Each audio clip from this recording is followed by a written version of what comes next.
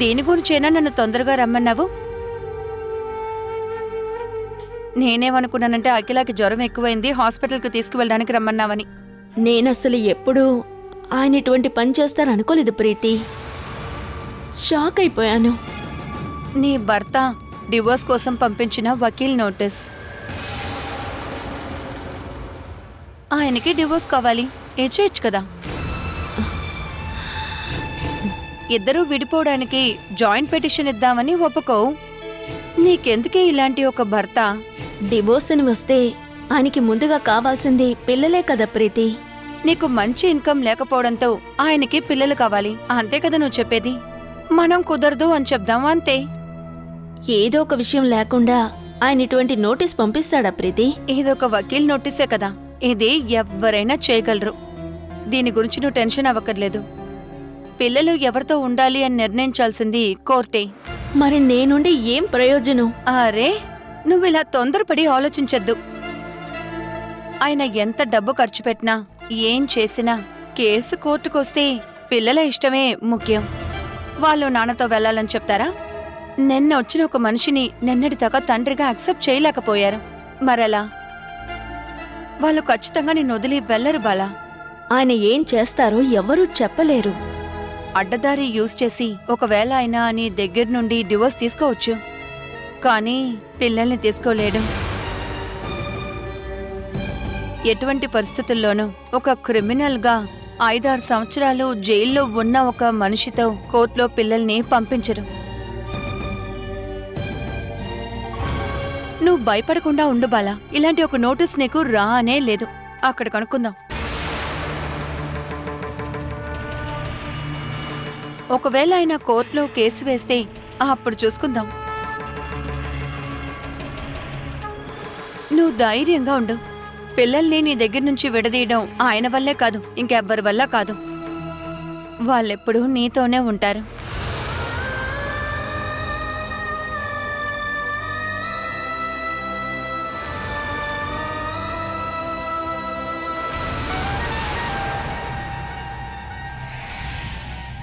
నువ్వెందుకనరా ఇలాంటి తిక్కల పని చేశావు?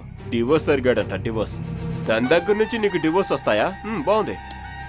తన జీవితంలో ఎదురు చూడని విషయం కదా అది. అదేగా, ఈ వకీల్ నోటీసులు చూడగానే తను తన స్నేహితుల్ని, పక్కింటి వాళ్ళని, ఇంకా బంధువులందరినీ పిలిచి పాయసం పంచి పెడుతుందిరా.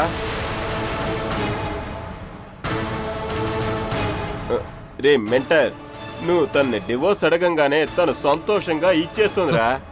నేను అడగబోయేది డివోర్స్ మాత్రం కాదు, పిల్లల్ని కూడా నాతో పంపాలనేది ముఖ్యమైన కోరిక. ఎందుకు? తర్వాత వాళ్ళని ఎలా పెంచుతావు? నీకు వేరే పెళ్ళి ఏదైనా చేద్దామంటే నీ క్యారెక్టర్ తెలిసిన వాళ్ళు ఎవరైనా పిల్లనిస్తారా? ఇక నా జీవితంలో ఏ అమ్మాయి అక్కర్లే. అయ్యో, నువ్వొద్దని అక్కర్లేదు, వాళ్ళే నీ జీవితంలోకి రారు. హంతకుడివి, 2 పిల్లల తండ్రివి, ఇదే కదా నీ అర్హత. ఛే, నువ్వు నా తమ్ముడువని చెప్పుకోవడానికే నాకు సిగ్గుగా ఉందిరా. నువ్వింత పిచ్చోడువని నేను అస్సలు అనుకోలేదు. అవును, నువ్వు కోర్టులో పిల్లలు కావాలని అడగగానే వాళ్ళు నీతో పంపిస్తారా? తన క్యారెక్టర్ బాలేదని కోర్టులో నేను ప్రూవ్ చేస్తాను. అలాంటి దాంతో పిల్లలు పెరిగితే వాళ్ళు కూడా తప్పుడు మార్గంలో వెళ్తారని వకీల్ వాదిస్తాడు. నీ క్యారెక్టర్ మంచిది కాబట్టి పిల్లలు తప్పుడు దారిలో వెళ్లరు, వేరే దారే లేకుండా పోతారు. తప్పుడు పనులు చేసే దాంతో ఖచ్చితంగా పిల్లల్ని వాళ్ళు పంపించారు. అయితే నీకొక కూతురు చాలా? నాకిప్పుడు అసలు ఏ వద్దురా. అయితే నీకెందుకురా ఈ లేనిపోని కష్టాలని? నాకు కావాల్సింది బాల. నా మాట విని నా కింద ఉండే ఒక బాల. పిల్లల్ని కోల్పోతానని తెలిసిందంటే తను ఖచ్చితంగా నా మాట వింటుంది. అందుకనే నేను ఇలాంటి ఒక కేసు వేశాను. ఓయమ్మో, నీకెక్కడి నుంచి ఇంత తెలివి వచ్చిందిరా? బాల నన్ను లెక్క చేయట్లేదని తెలిసిన వెంటనే దానికి ఏం చేయాలో ఆలోచిస్తూ ఉన్నాను. అప్పుడే పిల్లల్ని తన దగ్గర నుంచి లాక్కోవాలని నాకు ఒక ఐడియా వచ్చింది.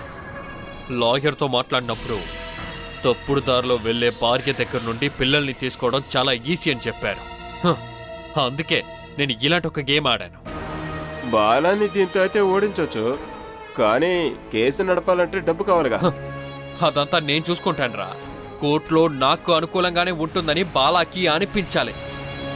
అప్పుడే తను కాంప్రమైజ్కి వస్తుంది. అయితే నువ్వు తను అడగబోయే డిమాండ్స్ ఏంటి? నన్ను పూర్తిగా స్వీకరించి నాతో పాటు మన ఊర్లో ఉన్న ఇంటికొచ్చి తను జీవించాలి. అంతేనా? ఇది ఫస్ట్ డిమాండ్. ఇప్పుడు వెళ్తున్న ఉద్యోగాన్ని, ట్యూషన్ని తను వదిలేయాలి. వేణుగోపాల్ భార్యని నాతో మాత్రమే తను బతకాలి. సరే, కానీ నువ్వెలా జీవిస్తావు? తనకి ఖర్చులకి డబ్బులు ఇస్తే చాలుగా. దానికి కావాల్సిన ఉద్యోగం ఏదో నేను చూసుకుంటాను. ఈ 2 విషయాల్ని బాలా స్వీకరిస్తేనే నేను కేసుని వాపస్ తీసుకుంటాను. బాలా కూడా పిల్లల్ని కోల్పోదు. నా మీద ఉన్న కోపంతో కేసుని జరపాలని బాలా అనుకుందంటే బాలాకే నష్టం. మంచిగా కాదు, నేను తెలివితోనే తన్ని ఓడిస్తాను. ఈ వలలో తను చిక్కుకుంటుంది.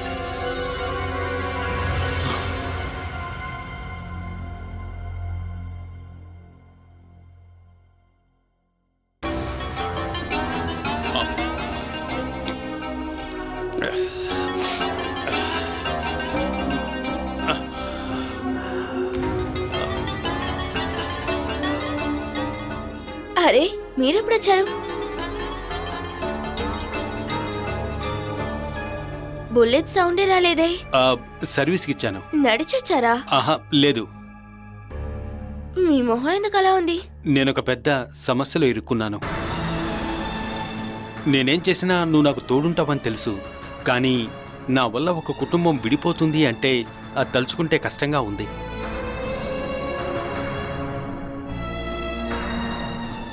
ఎవరి కుటుంబం విడిపోతుంది? వేణన్న కుటుంబం. వేణన్న బాలాకి డివోర్స్ నోటీస్ పంపించాడు. ఎవరు చెప్పారు? ముందుగా వేణన్నే చెప్పాడు. వకీల్కి ఫోన్ చేశాక అది నిజమని అర్థమైంది. దానికి మీరెందుకు దిగులు పడుతున్నారు? ఇద్దరు విడిపోవటమే చాలా మంచిది. నువ్వు పిల్లల గురించి ఆలోచించు. వాళ్ళని ఏం చేయాలో కోర్టు డిసైడ్ అవుతుంది. అందరి వైపులా ఉన్న న్యాయాన్ని ఆలోచించాకే కోర్టు ఒక తీర్పునిస్తుంది. అది కాకుండా వెళ్ళగానే డివోర్స్ దొరకవు. ఇద్దరూ ఎందుకు కలిసి బతకట్లేదని కోర్టులో సాక్ష్యాధారాలతో సహా నిరూపించాలి. బాలా వదినకి అక్రమ సంబంధం ఉంది అని వేణన్న డివోర్స్ నోటీస్ పంపాడు. అందుకు నేనే సాక్ష్యం చెప్పాలి అంటున్నాడు. మీరదంతా ఏం చేయొద్దు. అనవసరంగా మనం వెళ్ళి ఎందుకు ఇరుక్కోవాలి? కానీ వేణన్న కోపం వచ్చేలా చేయడం మంచిది కాదు. కోపం వస్తే ఏంటి ఇప్పుడు? ఆయనే పోషిస్తున్నారా ఏంటి? ఆయనకు కూడా హక్కున్న ఇంట్లోనే మనం జీవిస్తున్నాం ఆశ. అది కాకుండా ఈ ఇంటి డాక్యుమెంట్స్ని కూడా నేను పోగొట్టాను కదా. ఆ డూప్లికేట్ తీసుకోవడానికి అమ్మ హెల్ప్ కావాలి. అమ్మ సైన్ ఉంటేనే మనం అప్లై చేయగలం. ఆ టైంలో హక్కున్న వాళ్ళందరూ సైన్ చేయలేదంటే మనం ఇరుక్కుంటాం. ఇవన్నీ ఆలోచించే తనకు కోపం రాకుండా చూసుకుంటున్నా. ఇక అందుకే సాక్ష్యం చెప్పడానికి ఒప్పుకున్నా. అవసరం లేని విషయం. నాకు కూడా అలాగే అనిపించింది. కానీ ఆలోచిస్తే నేను చూసిందే కదా చెప్తున్నాను, అబద్ధం కాదు కదా. అలా అని సర్దుకుపోయాను. బాలాకి అక్రమ సంబంధం ఉందని డివోర్స్ దొరికాయే అనుకో, పిల్లలు కూడా వేణన్నకే దక్కుతారు. తర్వాత వాళ్ళు మనమే చూసుకోవాలి. ఎవరు చూసుకుంటారు? ఇలా చూడు, తను తాగి తాగి తన లివర్ కిడ్నీలు చెడిపోయాయి. ఇంకా ఎక్కువ రోజులు బతకడు. తను చనిపోతే నెక్స్ట్ రోజే పిల్లల్ని తీసుకెళ్లి అనాథాశ్రమంలో వదిలిపెట్టేస్తా. ఆ తర్వాత అన్నయ్య పేరు మీద ఉన్న ఆస్తంతా మనిద్దరి పేరు మీద వస్తుంది. నా ఐడియా ఎలా ఉంది?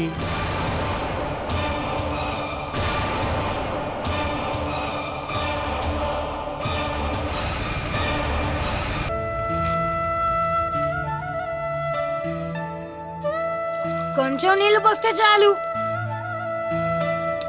ఇదిగో.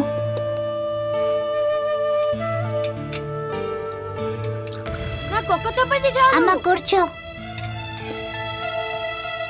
నాకు కూడా ఒకటి చాలు.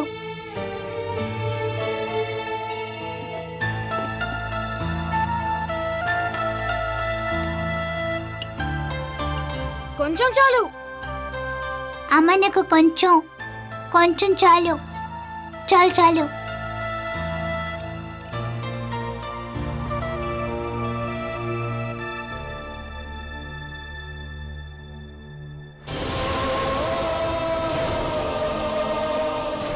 ఈ గడప దాటి నాకు చెప్పకుండా ఎక్కడికైనా వెళ్ళావో ముందు నీ 2 కాళ్ళు వెరక్కొడతాను. ఆ తర్వాత నువ్వు లోపలే పడుండాలి. ఇక నీతో పాటు నీ పిల్లలు కూడా కష్టపడతారు. చూడాలని ఆశిస్తున్నావేంటి?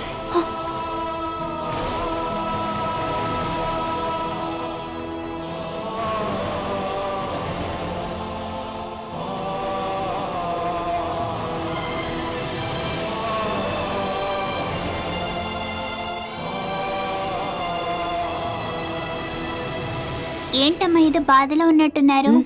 అబ్బే అదేం లేదు, నువ్వు తినమ్మా.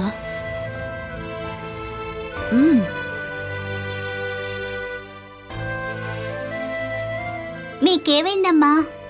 ఎందుకు మా గోరు ముద్ర పెడుతున్నావు? పెట్టాలనిపించింది, నువ్వు తినమ్మా.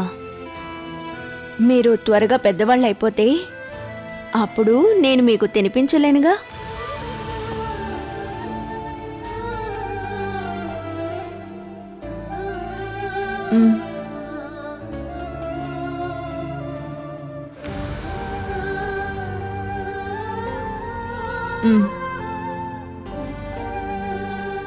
నేను తింటానమ్మా, మీరు తినండి.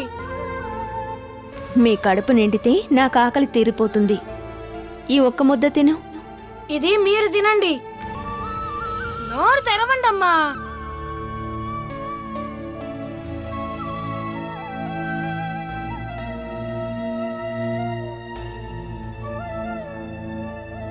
నువ్వు తినమ్మా.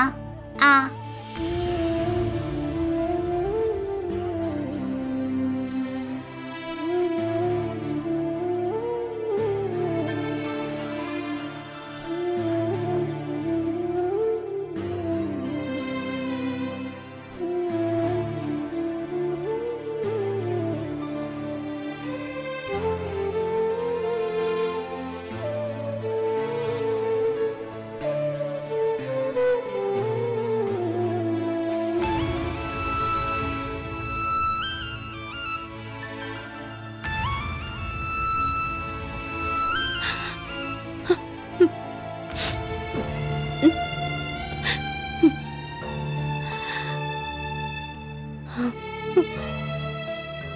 అమ్మా, నాన్న తీసుకెళ్ళిపోతాడని భయపడుతున్నావా?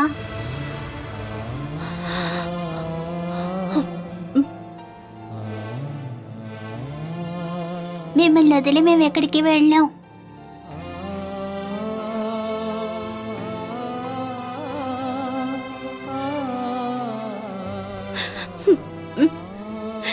మీకోసమే కదా నేను జీవిస్తున్నాను. మిమ్మల్ని ఎవ్వరికీ నేనివ్వను.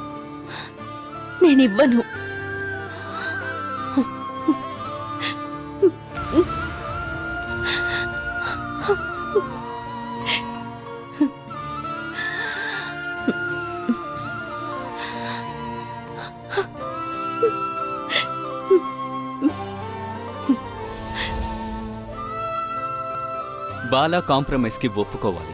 అదే తన భర్తకి కావాల్సిందే. అందుకే ఆయన డివోర్స్ నోటీస్ పంపించారు. కేసులో నా పేరు కూడా పెట్టే ప్లాన్ ఉందని వకీల్తో మాట్లాడినప్పుడు చెప్పారు. బాలా నా కస్టడీలో ఉంది. తన్ని పిల్లల్ని నేను ఆయనకి ఇవ్వాలంట. అదంతా ఊరికే భయపెట్టడానికి చెప్తున్నాడు. బాలా ఇప్పుడు చాలా భయపడుతోంది. కేసు కోర్టుకొస్తే పిల్లల్ని పోగొట్టుకుంటుందేమో అని. పోలీస్ స్టేషన్లో మాట్లాడి ఏదైనా చేయగలరా? కేసు కోర్టుకి వెళ్ళడానికి ముందు చెయ్యాలి. బాలాతో మాట్లాడి తన భర్త మీద కేసు పెట్టమని చెప్తావా? ఏంటా కేస్? ఈ మధ్య స్త్రీలు అనుకుంటే పురుషుల మీద ఏ కేసైనా పెట్టచ్చు. కారణం లేకపోయినా పర్వాలేదు. అలా పెడితే సరిపోదు కదా. కంప్లైంట్ స్ట్రాంగ్గా ఉండాలి. స్ట్రాంగ్గా ఇవ్వాలి. నా భర్త నన్ను నా పిల్లల్ని చంపేస్తానని బెదిరిస్తున్నాడని కంప్లైంట్ ఇవ్వాలి. ఇంతకుముందు హత్య చేసి జైలుకు వెళ్ళినవాడేగా. ఆయన క్రిమినల్ మైండ్ని కోర్టు అర్థం చేసుకుంటుంది. కానీ వకీల్ నోటీస్ వచ్చిన తర్వాత అలా కంప్లైంట్ ఇస్తే వర్కౌట్ అవుతుందా? అదొక కౌంటర్ కంప్లైంట్గానే ఉండిపోతుంది. ముందే కంప్లైంట్ ఇచ్చి ఉండాలి. కానీ అప్పుడు ఇలాంటి సమస్య వస్తుందని మనకు తెలియదు కదా. ఎందుకనే మంచిది కంప్లైంట్ ఇచ్చి అందులో సైన్ చేయమని నువ్వు బాలాకి చెప్పు. ఆ కంప్లైంట్లో డేట్ మాత్రం ఉండకూడదు. నేను గోపి అన్నతో మాట్లాడి చూస్తాను. వకీల్ నోటీసు రాకముందు ఏదో ఒక డేట్లో ఈ కేసుని స్టేషన్ రికార్డులో నోట్ చేయగలరా అని. మనం అనుకున్న ఈ ప్లాన్ ఓకే అయితే ఆయన కోర్టుకు వెళ్ళినా కూడా ఇచ్చిన ఈ ఒక్క కేసుతో అన్నీ ఆయనకి వ్యతిరేకంగా మారతాయి. నువ్వు బాలాతో మాట్లాడి చూడు. మనమంతా ప్లాన్ చేసిన తర్వాత అందుకు తను ఒప్పుకోలేదంటే తర్వాత మొత్తం వేస్ట్ అయిపోతుంది. కంప్లైంట్ ఇవ్వడానికి తను ఒప్పుకుంటే మిగతాది మనం చూసుకుందాం.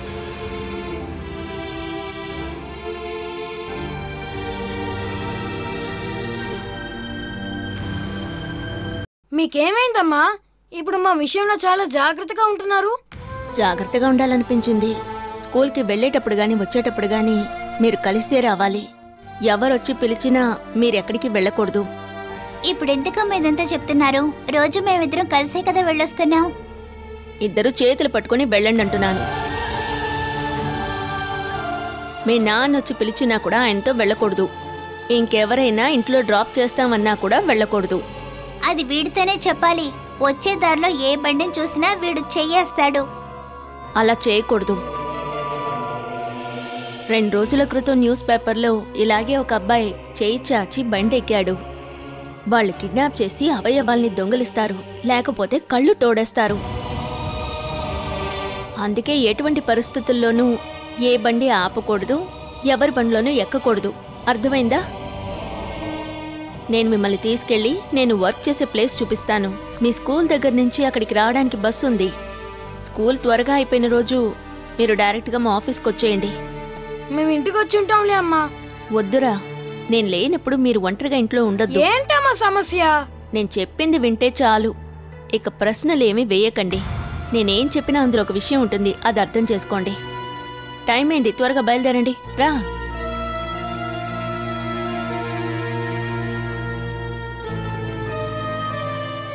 నేను చెప్పిందంతా గుర్తుందిగా? జాగ్రత్తగా వెళ్ళండి, సరేనా?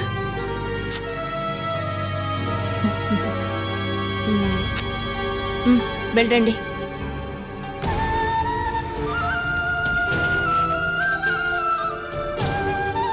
ఓపెన్ చేయి విను. తెరుస్తున్నాను కదా.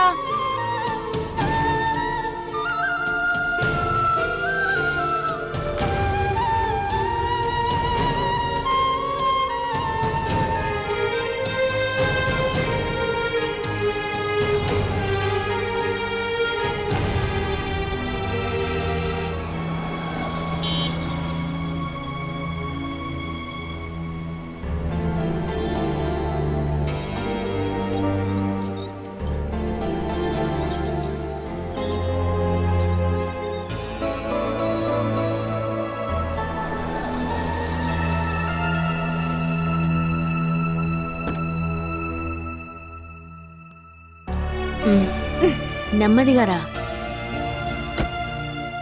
గేట్ వేసుకుని ఇంట్లో కూర్చున్నావా? ఇవాళ ఆఫీస్కి వెళ్ళలేదా? పిల్లల్ని ఇప్పుడే స్కూల్కి పంపించాను. ఇక నేను వెళ్ళి రెడీ అవ్వాలి. నువ్వు వెళ్లే ముందు కలుద్దామని నేను పొద్దున్నే వచ్చాను. రా.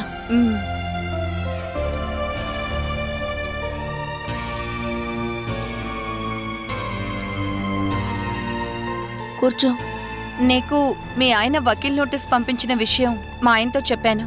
నువ్వు ఈ కేసు తీసుకుని కోర్టుకు వెళ్ళడానికి ముందు మీ ఆయన మీద నువ్వు ఒక కంప్లైంట్ స్టేషన్లో ఇవ్వడమే మంచిదని మా ఆయన చెప్తున్నారు. నేనేమని కంప్లైంట్ ఇవ్వాలి? మీ ఆయన మిమ్మల్ని చంపుతానని చెప్పి బెదిరిస్తున్నారని ఇవ్వాలి.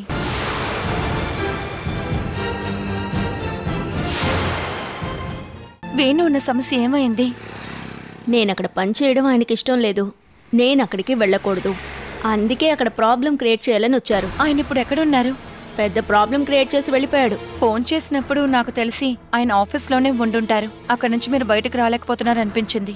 బయటకు వచ్చేటప్పుడు ఏమైనా గొడవ చేస్తాడేమో అనుకున్నాను. ప్రీతి నంబర్ రీచ్ అవ్వలేదు. అందుకే నీకు ఫోన్ చేశాను. రోడ్డు మీద ఆయన నన్ను ఏదైనా తిడితే నేను ఒంటరిగా ఏం చేయగలను? తోడుగా ఎవరైనా ఉంటే తప్పించుకోవచ్చు కదా. ఆయన ఇక్కడెక్కడైనా ఉన్నాడా అని జాగ్రత్తగా చూడండి.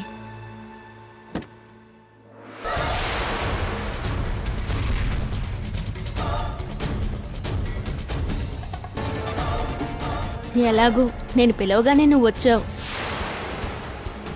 మరి నేను బయలుదేరినా? పిల్లల్ని తీసుకుని వెళ్ళాలి. వాళ్ళు నా కోసం వెయిట్ చేస్తూ